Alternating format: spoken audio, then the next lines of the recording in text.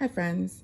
So bear with me because I'm new to doing YouTube videos, and I probably wouldn't do them if I didn't feel that they helped me so much. I watched several videos before making this purchase, and so although the internet has like zero chill when it comes to content about Louis Vuitton bags, I still thought that I could perhaps add something to the conversation. Otherwise, I probably wouldn't have bothered to do this video just because there are so many videos about the Speedy bag.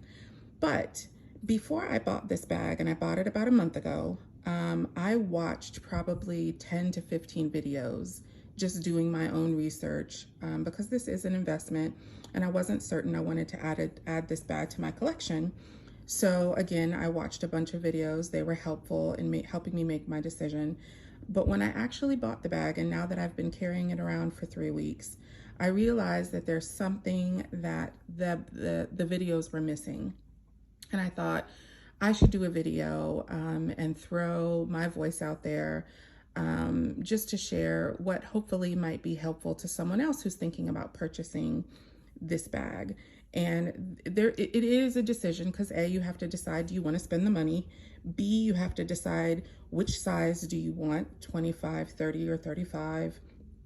And C, you have to decide, do you want it with the strap or without the strap? And without the strap is quite a big difference in price point. I want to say that without the strap, sorry, I had to double check. Without the strap, it is $11.40, and with the strap, it is $16.50. So you're talking about a $500 difference for a strap. So that is, you want to do your research. You want to be sure that's the kind of investment you want to make. For me, I decided to get it with the bandolier because I want it to be versatile. I like crossbodies. I'm a crossbody kind of girl. So it just did me no good to just buy a purse that had no strap and I could only carry it one way. So I decided with the Speedy B 25, obviously with the bandolier. And the keychain does not come with the purse. I added that just for a personal touch. And I, vacillated on that as well, just because it is pricey, but I really wanted something to make my purse reflect me. So as I said, there's tons of videos out there that get into the details of the purse.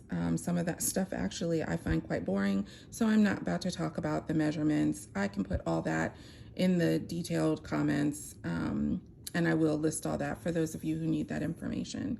But again, this is the Speedy B 25. I've had her for about a month.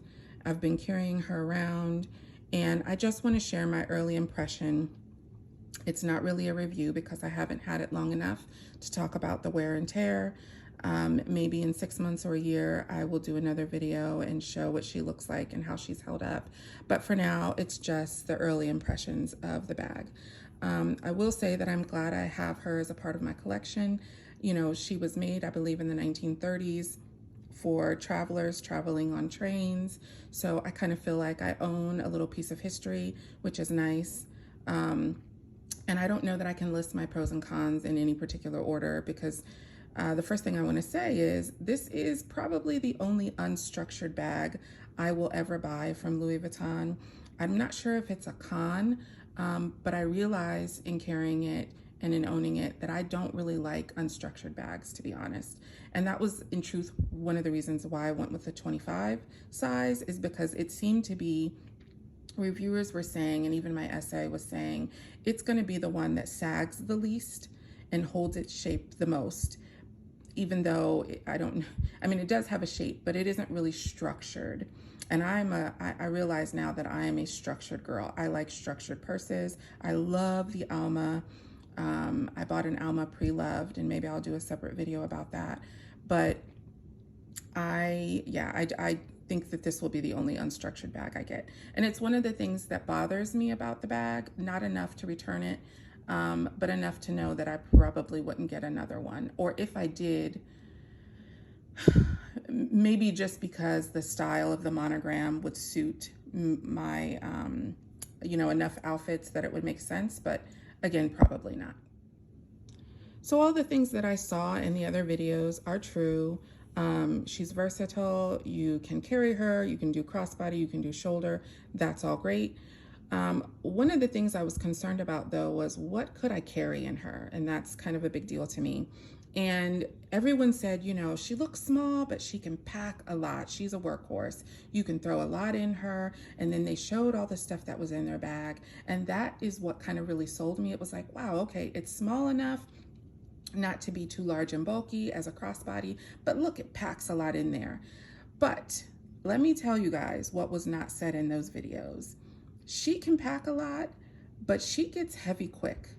And that has been somewhat disappointing because I don't have a lot in her and she is already heavy with my essentials that I need to carry with me every day. So I'm gonna unpack her and then show you what's in it, how much space I have left, and tell you that even with the few items I have in her, and right now I don't even have my phone in her because I'm using my phone, but she's heavy. And once I throw she's heavy without the phone, but once I throw my phone in there, she's even heavier. And that is somewhat disappointing to me because I'm concerned over time. First of all, I wouldn't put anything else in the bag other than what I'm already carrying.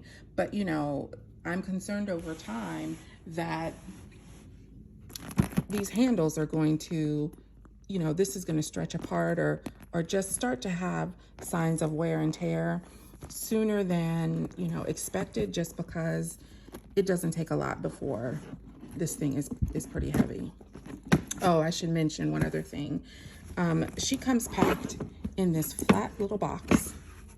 And, oh, well, I didn't realize I had that stuff in there. I've got some other things, but she comes in this flat box and she's smushed. I'm not going to smush her back down, but she's smushed flat, almost in a circle. And you can still see some of the lines from being smushed.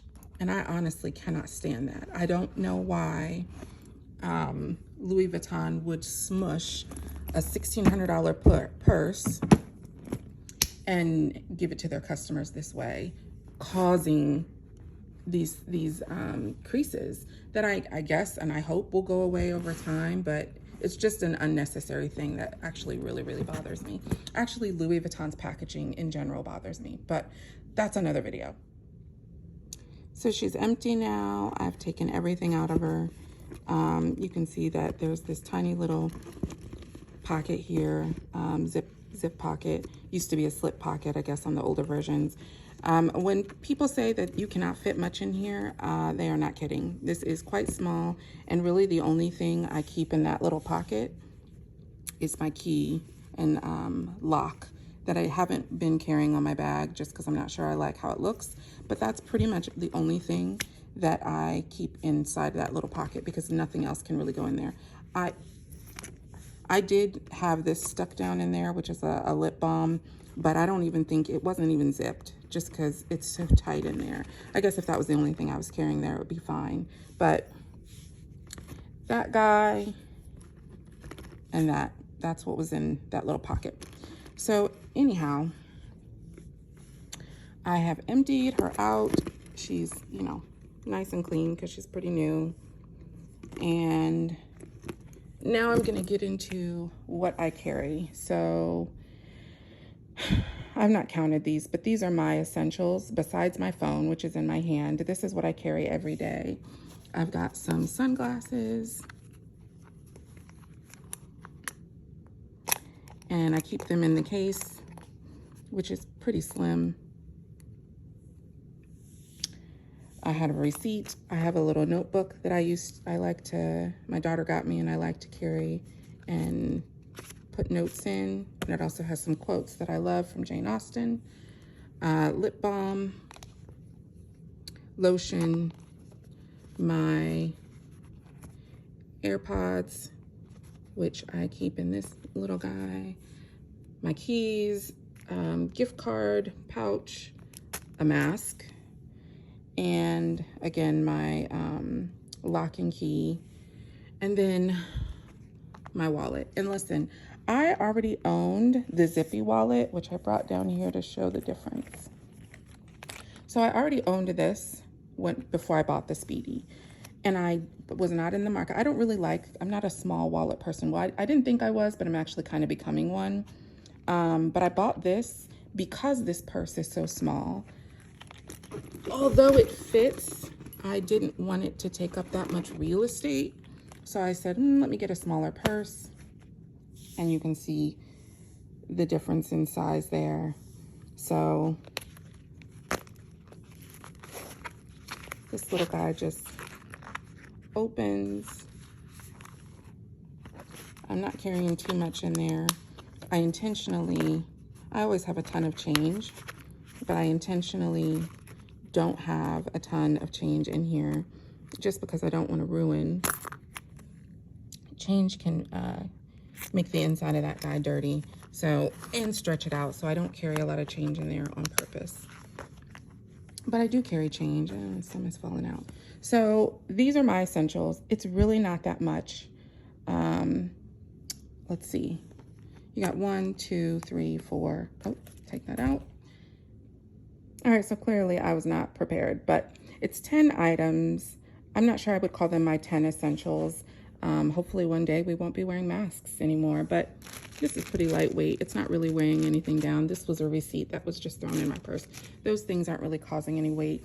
I guess I could take the key out. It does have a tiny bit of weight to it. You know, this is literally just a gift card pouch that I got from the Container Store, and I just like to keep my gift cards separate from everything else so I can keep track of them. I've thought about taking my book out, but I really like having this with me. I have to have my ear pods, lip balm. I mean, like this is not a lot of stuff. So really me having to consider taking something out to take some of the weight out is just, it's frustrating, and it actually disappoints me. So I haven't taken anything out, and I've been carrying it around a little heavy. So let me pack all this stuff back in here. And as you can see, there's still a ton of room. Like, that is not filling it up. But let me tell you, it's heavy. And keep in mind, I haven't even put my phone in. And my phone is, my brain is not working. It's an iPhone 12 Pro Max. So it's a bigger phone. But it's, again, this purse is heavy without even my phone in it. And so that's just something to keep in mind. It's something that I never did see in all the videos that I watched. No one said, hey, it doesn't take a lot to make this purse heavy. Everyone kept saying, man, you can pack so much into this purse, and they're not wrong. But, you know, if it gets too heavy, these things are going to snap, or they're going to tear, or they're going to, you know, just become unstable over time. And you don't want to cause unnecessary wear on an investment piece. At least I don't. And I do want a purse that, you know, fits my lifestyle, that I can throw around. I put this on the floor of my car. My husband says I treat it like my baby, but I don't baby it. I take care of it, but I don't baby it. That's the main reason I got the Damier Ebene, is because I didn't want to have to baby it. I didn't want to have to deal with the leather, the fascetta, because this leather has already been treated. So it's good to go. I don't have to worry about stains, watermarks, oil, any of that. Another thing that I didn't hear anyone say in the videos is this leather feels amazing. I'll tell you that it does feel smooth, but it is hard, and it actually does kind of hurt your shoulders. I still wouldn't switch to the monogram. I saw some videos that said the monogram was like butter, and it felt much better, softer to your shoulder and molded to your body. Nah, I still wouldn't want to deal with, I have other pieces that are monogram and have the untreated leather, and you do have to make sure that you really take care of that, and that it patinas, you know, evenly and well. But I just didn't want to have to deal with that for an everyday purse, which I wanted this Speedy to be. So yeah, this strap can hurt a bit. And I'm sure if you're like me and you've watched several videos, you know that you can take these straps off and you can take off the third piece and shorten the strap to be more of a shoulder bag. I've been carrying it as a crossbody for the most part, so I haven't taken all the ways for a test drive just yet. I definitely haven't carried it as this unless I'm just coming in the house and I'm about to sit it down. I'm hoping that this charm over time won't, you know, as it moves, scratch the canvas, or you won't see wear. I do probably intend to take this on and off and put it on other pieces that I have. But this little guy was not cheap. Matter of fact, I wanted a charm, and the first one that I fell in love with was $600. I told the SA to put that right on back. No, so I ended up going with this one, which is half that, and I still think it's a bit outrageous, but I'm one of those people, when you want something and you work hard and you have the money and you want to buy it for yourself, even though you can kind of feel the inner voice judging you and the exterior voices judging you, I don't care. The price is what it is, and for me it was worth it because it's what I wanted to have and put on my bag. So hopefully it will last a while and it won't start to tarnish and get too many scratches on it. But yeah, there is my little early impression of this. You know, the pluses are, it's a great versatile bag. It's classic. It goes with my everyday looks, which is usually a lot of sweatpants or leggings. It's not super dressy. So if I were dressed up going out to dinner, I probably wouldn't, I'd probably pick another bag. But I have loved using this every day. I didn't think I was a Damier Ebene print girl. I used to actually hate it. But when I learned a little more about the history and that it was the original print, and I saw it, did, you know, a little more research, it grew on me, and it's still growing on me. So I do own 2 pieces in this print.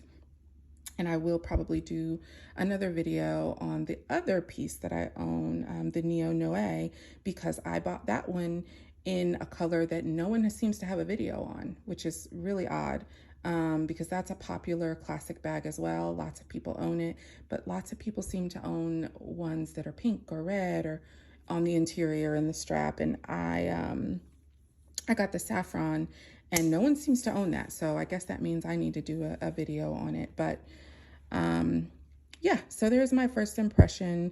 Would not return it. Definitely am glad I have it. Will keep it.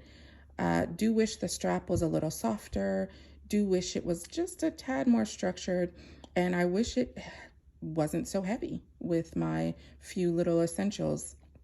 And maybe over time I'll figure out something that I don't have to carry every day. So there you are. I really hope this content adds something to whatever else you've seen and that it helps.